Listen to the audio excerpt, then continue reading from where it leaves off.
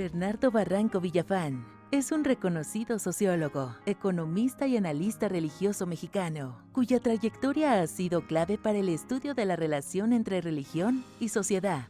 Formado como economista en la Universidad Nacional Autónoma de México, complementó su especialización en Sociología del Catolicismo Contemporáneo en la Escuela de Altos Estudios Sociales de París, Francia.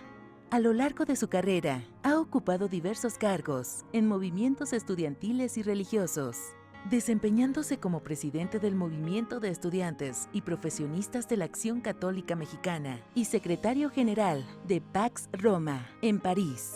Su experiencia también lo llevó al ámbito electoral, donde fue consejero en el Instituto Electoral del Estado de México y el Instituto Nacional Electoral. Como analista, ha participado en medios como La Jornada, Milenio y Proceso, además de conducir durante 18 años el programa Religiones del Mundo en Radio Red. Actualmente es el director del Sistema Mexiquense de Medios Públicos, así como conductor del programa Hilo Negro de nuestro sistema.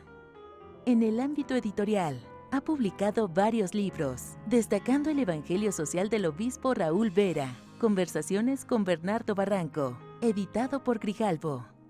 Su labor ha sido reconocida en el Premio Nacional de Periodismo 2024, consolidándose como una de las voces más influyentes en el estudio de la religión y su impacto en la sociedad mexicana. Como les prometí, está con nosotros el señor Bernardo Barranco. Hola, ¿qué tal? ¿Qué tal? Muchísimas gracias, de verdad. Muchísimas gracias por muchas cosas. No, al contrario. Porque estoy sentado aquí gracias a usted y porque me he divertido mucho No. en los programas que hicimos de Reinventándonos, y he estado con amigos como usted, que ha sido una experiencia maravillosa conocerlo, pero ahora lo que le queríamos preguntar, porque para eso está la gente viéndonos, es tantas cosas. Oí su semblanza, aparte de lo que conozco, lo vi en varios programas de una gente que quise mucho, que es Porfirio Muñoz Ledo, y lo he visto en otras cosas. Le vi uno precioso que me encantó y que lo mandé a felicitar con un amigo común que es Luis Garzón, que es el de la Virgen de Guadalupe. De verdad, qué forma tan maravillosa de abordar el tema de la Virgen de Guadalupe. Bueno, estamos con un gran investigador, con una gente que tiene muchísimas cosas que platicarnos, de muchísimas cosas que ha hecho. Él sí se reinventa, como él dice, cambia de piel. Y entonces, nada más que darle la palabra. ¿Cómo empezó usted a hacerse y luego a cambiar de piel? Bueno, son las circunstancias de la vida, ¿no? Yo inicio como un dirigente católico, ese es mi origen, con una iglesia ambivalente, y entro al movimiento de estudiantes profesionales MEP, porque si no entrábamos, los jóvenes que habíamos sido formados por jesuitas, entraba la ultraderecha, que en ese momento estaba en manos de la ACJM. Y entonces así me hago dirigente formal en la Acción Católica, en la vieja Acción Católica, y después de ahí, pues la vida me llevó con brincos, dirigente nacional, después fui dirigente latinoamericano, me fui a vivir 3 años y medio a Lima, Perú, en la mata de la Teología de la Liberación. Yo soy hijo de la teología. La Teología de la Liberación. Yo vengo de esa corriente.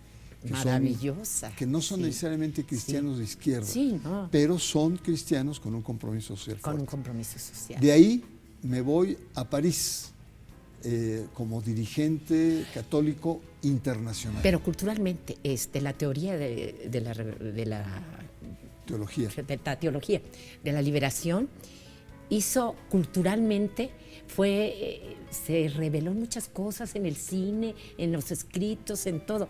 Bueno, y aquí yo creo que mucho tuvo que ver después Comandante Marcos y todo eso. Sí, claro. Samuel Ruiz fue uno de los grandes discípulos. Se conjugaron varias cosas en la Teología de la Liberación. Se conjugó un movimiento de renovación, que es el Concilio Vaticano II, y que la aplicación en América Latina llevó a que los cristianos vieran el pecado no como algo personal, sino el pecado como estructural, es decir, una estructura injusta, excluyente. Ese es el verdadero pecado, el pecado social. Y por lo tanto, los cristianos de aquella época nos comprometíamos a la opción por los pobres, la opción por la justicia. En un momento, cuando estuve en Lima, me tocó convivir con dictaduras muy feroces, como Sí. la dictadura argentina, la chilena, y eso, bueno, y la ebullición de Centroamérica, y eso me marcó. Entonces, imagínate, tenía reuniones en Buenos Aires, hablando de política, pero era muy peligroso hacerlas en las casas. ¿Sabes dónde hacíamos las reuniones políticas? En los boliches, en los cafés. Era tal barullo de gente que Eso no, lo comentó el cine. que claro, tenía claro, que sí. poner las orejas para poder escuchar bien, porque nadie podía saber que estábamos hablando de política. Pero ojo, la casa de los militantes estaba vigilada y ¿Y en ahí qué forma? corríamos ¿No? peligro, ¿no? ¿Y en qué forma? Sí. Entonces la teología de la liberación fue un movimiento religioso, teológico, cultural, político. ¿Y quién fue, qué filósofos fueron los que hicieron que ustedes salieran con movimientos? Bueno, pues había varios teólogos. Haren. ¿Perdón? Ana Haren. Ana Haren fue una de ellas, pero el Sí. principal es Gustavo Gutiérrez, es Gustavo el padre de la Gutiérrez. teología de la liberación. Otro es Leonardo Boff, en Brasil. Era la teología de la liberación desde el cautiverio, porque él estaba en la dictadura militar. Sí. Entonces era el cristianismo de las catacumbas, ¿no? De la resistencia. Sí. Y bueno, y también jesuitas en Y Centroamérica. le iba a decir los jesuitas. No, los claro. jesuitas estuvieron detrás todo el tiempo, Claro. ¿no? Ignacio Yacuría, en fin, varios importantes, ¿no? Entonces fue toda una corriente, Era todo un usted muy, movimiento. muy joven, ¿no? Tenía me yo está hablando de todo eso. 22, 23 años, y ya viajando y tal. O sea, ahí fui un joven prácticamente global cuando todo eso ni existía. Ni existía, sí, No, es cierto. me tocó viajar donde había que ir de traje, muy a la pompa, y las mujeres iban con sus sombreros. Era cuando viajar era un acto de elegancia, un Sí, acto sí, social. sí, cómo no. ¿No? Te servían champán y toda la cosa. Hoy ha cambiado mucho. Sí. Pues yo pienso que inclusive el movimiento de los zapatistas, ¿no? Sí, claro, el Es movimiento totalmente, porque decía uno cuando veía al comandante Marcos, decía un hombre tan inteligente, tan culto, tan fino, se le veía instruido, se le veía, es así, ¿no? No, ahí el papel central Lo llevó él, fue don Samuel Ruiz. don Samuel Ruiz. Don Samuel claro. Ruiz en el Concilio Vaticano II en los años 60 empezó a comprender, porque él quería primero que los indígenas aprendieran el español para que del español tuvieran la sabiduría del cristianismo. Cuando va al concilio se encuentra con africanos, que los africanos les decían, pero pues, ¿por qué Dios tiene que ser blanco y rubio? ¿Por qué no negro? Además está en el norte de África. Fíjate. Ahí todos son oscuros. ¿Por qué lo pintan como nórdico? Entonces, un choque cultural muy grande. Desde la negritud, don Samuel Ruiz descubre lo indígena. Y entonces llega aquí y entonces empieza a hacer la Biblia, al tzotzil, a las lenguas originarias, en un trabajo de evangelización desde su cultura, lo que él llamó inculturación. Bueno, Jan Meyer, Él la llamó inculturación, hay que inculturar el evangelio, Sí, sí, ¿no? sí. No aculturar, no poner encima, sino desde dentro. Jan Meyer, un historiador muy famoso, Sí. que hizo un libro sobre el zapatismo, planteó que don Samuel no tuvo que ver de manera directa en la guerrilla, en el levantamiento armado. Pero sin el trabajo de Samuel Ruiz no se explicaría el levantamiento armado de los indígenas. ¿Por qué? Eso. Porque formó miles de catequistas indígenas, que son las bases del ejército de Marcos. Entonces todo está concatenado, ¿no? Todo está concatenado, y la verdad que es una historia muy interesante, pero que ya pasó. Pero que usted vivió. Y bueno, yo en cierta medida la viví. La claro. vivió. Y yo de ahí me voy a París a ser un dirigente, pero ya a nivel internacional. ¿Y a estudiar? No, No, estudié Pero estaba jovencísimo. pues sí, y tuve que aprender idiomas, el Claro. italiano, el portugués, el inglés, ya lo tenía, pero sobre todo francés. porque el trabajo internacional requería un manejo políglota. Y además el interés de los franceses fue muy importante, ¿no? Los derechos humanos vienen de los franceses, ¿no? No, el tema central ahí era la enorme diversidad que fui descubriendo. Sí. En la India, por ejemplo, me llamaba la atención que después de comer eructaban las personas. Yo decía, qué asco, ¿cómo? En plena mesa y tal. Y todo el mundo muy sonriente. Y después pregunté, pues, ¿por qué? Además, todos empezaron a... Era una forma de decir, gracias, me gustó la comida, estoy muy contento. Yo me estaba yo Y uno no asqueado. lo entendía, ¿no? Y así muchas cosas. Incluso en África, el tema, sobre todo en la África negra, el entender todo lo que es aquellos personajes que tienen muchas mujeres, la poligamia. En realidad las mujeres, yo estuve en una casa con un jovencito de 19, 20 años, tenía 5 mujeres, pero había mujeres de 50 y tantos, 60 años. Y no, ¿desde la primera que el señor había tenido? No, era más grande que, podía ser su abuela, pero era una forma de organización, porque los varones iban a pastorear y duraban semanas pastoreando. Y el núcleo familiar, la agricultura, digamos, de traspatio, la hacían las mujeres. Entonces, eran formas de organización económica. Él, por supuesto, que no se iba a meter con la de 60, con la de 50, la de 40. Había una jovencita de 17 que esa sí era su novia. Pero me rompió muchos paradigmas. Yo entendía la poligamia más al estilo árabe, un jeque. Sí, las mil y con una una mirada noches. libididosa que tenía como 6, 7 mujeres. Y no, descubrí lo relativo que es el mundo. Que era una forma de tener su cultura y en que las mujeres tenían toda una forma de representarse como mujeres, hacían su papel, lo que tenían que hacer, sin más no se metían con la otra persona. Yo así lo leí cuando leí Las Mil y Una Noches, ¿no? Lo llegué a comprender al final, dije, pues así era, ¿no? Y bueno, y yo la verdad no tenía una gran cultura religiosa. Tuvimos varias veces, comí con el Papa Juan Pablo II, nos invitó a almorzar. Y en una de esas manoteó y no, ya no más Centroamérica, no quiero que Pax Romana siga apoyando los derechos humanos en Centroamérica. Hay que ir a Europa del Este, Polonia, tal, Alemania.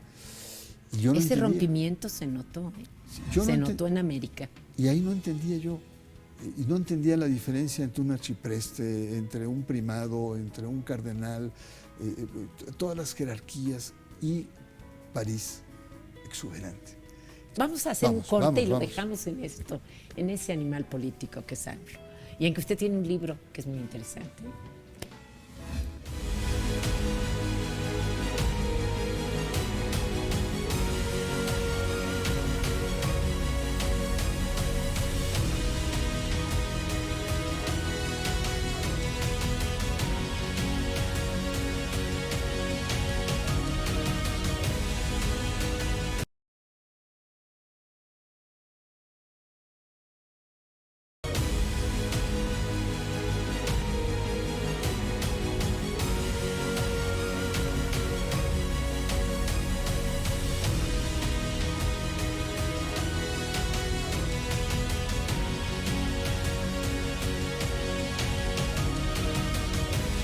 Bueno, entonces nos quedamos en que se fue realmente donde se dio cuenta de que tenía que aprender bien religión, fue en Francia.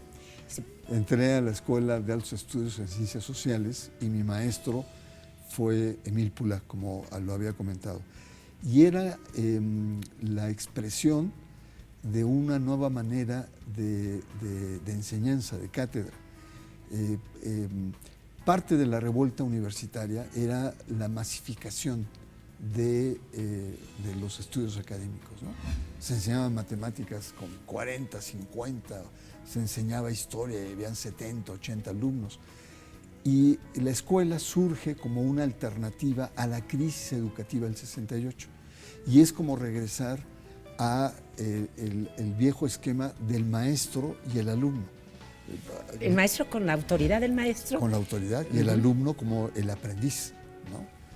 Y entonces, y no eran clases, o sea, no eran dictaba, no, era su metodología era los libros que había leído en la semana. Yo decía, caray.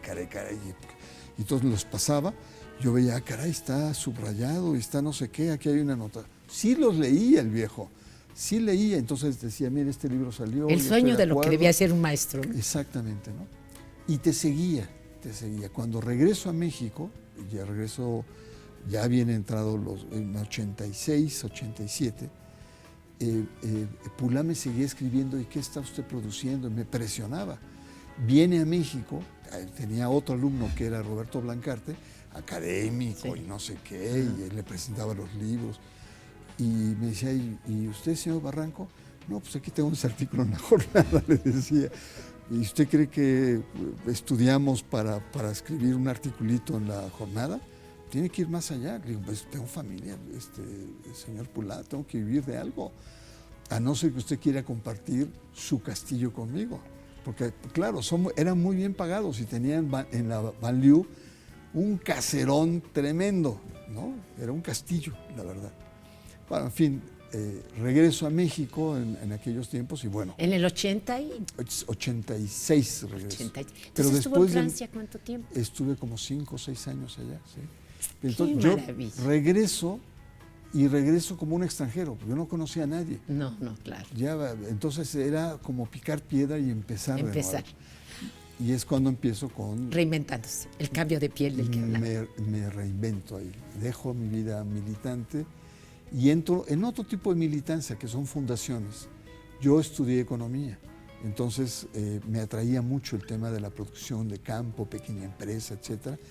Y entro por diferentes circunstancias a la Fundación Mexicana de Desarrollo Rural. Nada que ver con religión, nada que ver. Pero sí, el dueño de esa era el dueño, el patrono, la persona que ponía más dinero, era Lorenzo Servitje. Entonces tenía yo dos presiones. Pulá en Francia diciendo, éntrele más al tema, y se escandalizaba don Lorenzo cuando leía lo que escribía, que era en la línea de la teología de la liberación. Y entonces era una situación un poco compleja, ¿no? Entonces tenía yo que torear a don Lorenzo. Una vez don Lorenzo me dice, ¿usted cree en Dios? Le dije, sí, don Lorenzo, sí, creo en Dios. ¿Por qué escribe así de la iglesia? Le dije, don Lorenzo, una cosa es Dios y otra cosa es la iglesia. Sí. La iglesia está compuesta por seres humanos falibles como usted o como yo. Sí. Y yo escribo eso, soy sociólogo y escribo sobre el poder en la iglesia. No, está usted mal. Bueno, en fin. Que es como todos los poderes, ¿verdad? Sí. El poder de la iglesia es como todos los poderes. Así es. Y después tuve otro accidente que fue, digamos, mi preámbulo a los medios de comunicación.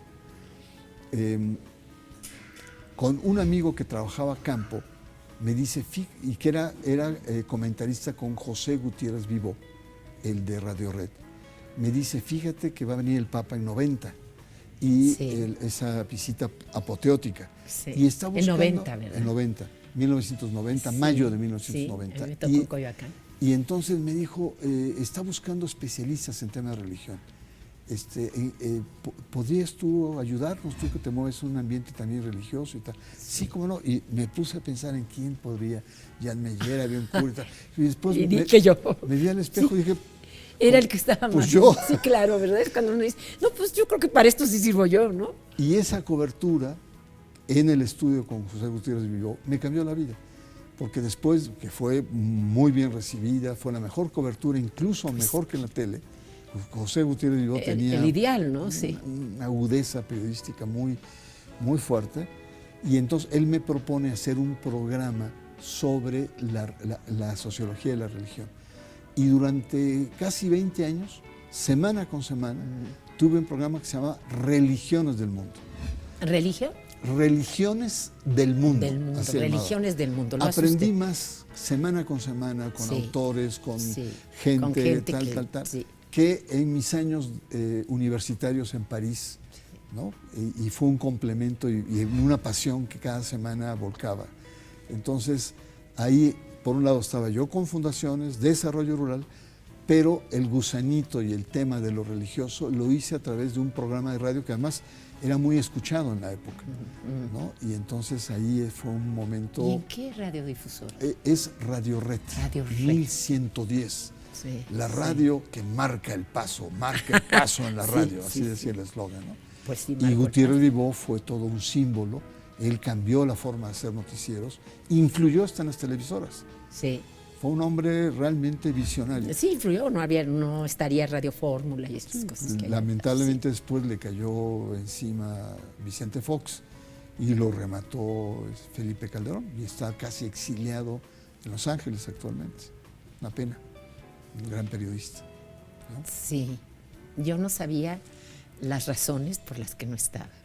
No, y, bueno, pues, es decir, las Sí. razones, volvemos otra vez, se llama AMLO.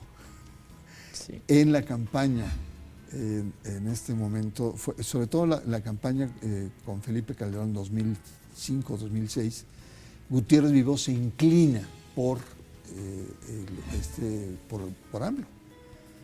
Sí. No gana y entonces el noticiero de Gutiérrez Vivó recibe la espada de Damocles, o sea, lo traían realmente frito, hasta Sí. que se pelean con el grupo Yo Radio sabía algo, pero no sabía directo. Yo estuve con él en las entrevistas que tuve cuando fui delegada de Coyoacán.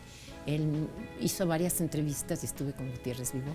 Sí. Y sí creo que le gustaba a AMLO, ¿eh? No, Le gustaba mucho. estaba convencido de su proyecto. En realidad Sí. lo que él buscaba era una alternancia, pero una alternancia real. La decepción de Fox y la antipatía de Felipe Calderón no lo convencían. Y entonces él apuesta por AMLO, ¿no? Por Andrés Manuel López Obrador. Y ese Muy fue su gran...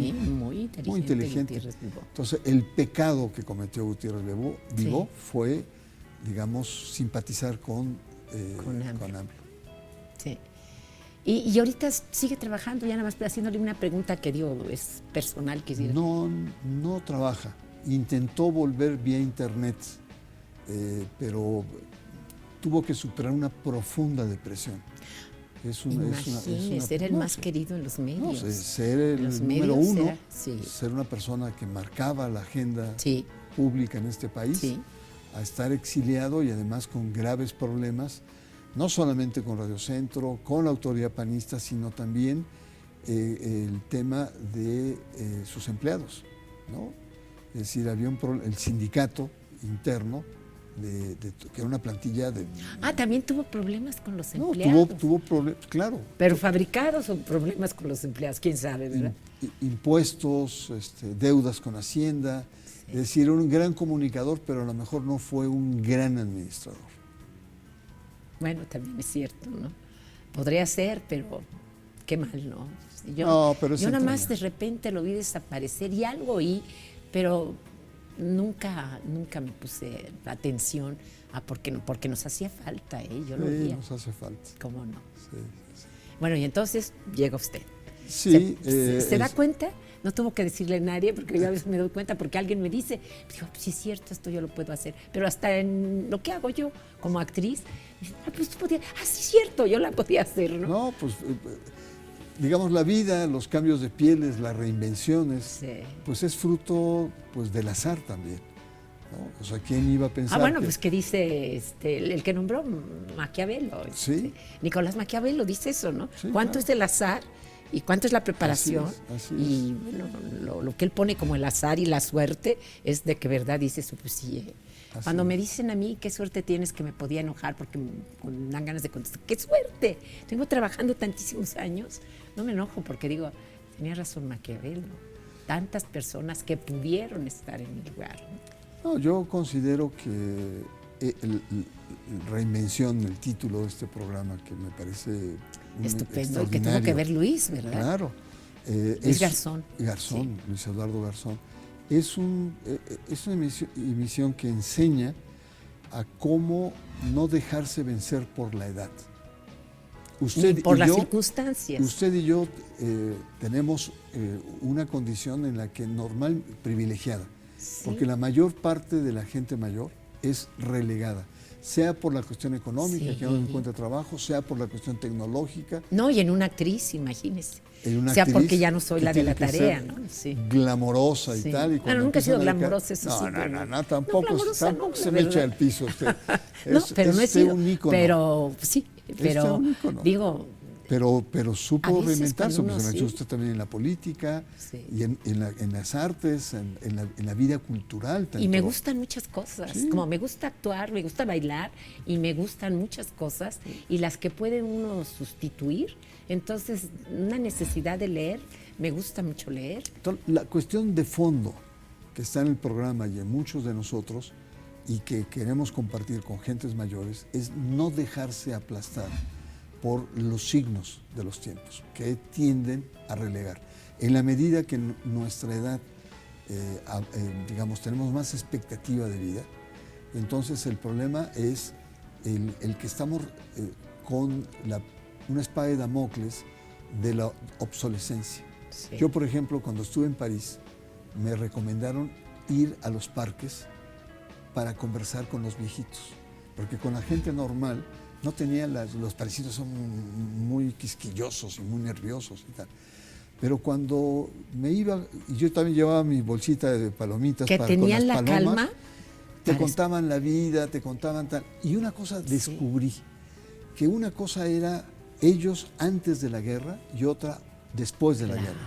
Antes de la guerra, digamos, su cultura, ellos manejaban una cultura rural, semiurbana o de plano rural, en donde pues tenían una lógica y su sabiduría de veras estaba que por está ahí. interesante. Esto amerita otro programa, de verdad. Entonces nos vamos a tener que despedir, pero yo creo que sí usted nos sigue platicando de todo Bueno. eso. Y además, algo que me interesa de lo que usted dijo, que por qué tienen ahora más tiempo cuando en realidad tienen menos tiempo de vida. Ah, claro. ¿Por qué uno se la toma más a gusto ahorita? Claro. Y que dice, uy, ahorita sí, nadie me diga que voy a dejar de hacer esto porque voy a hacer lo que me gusta. Claro.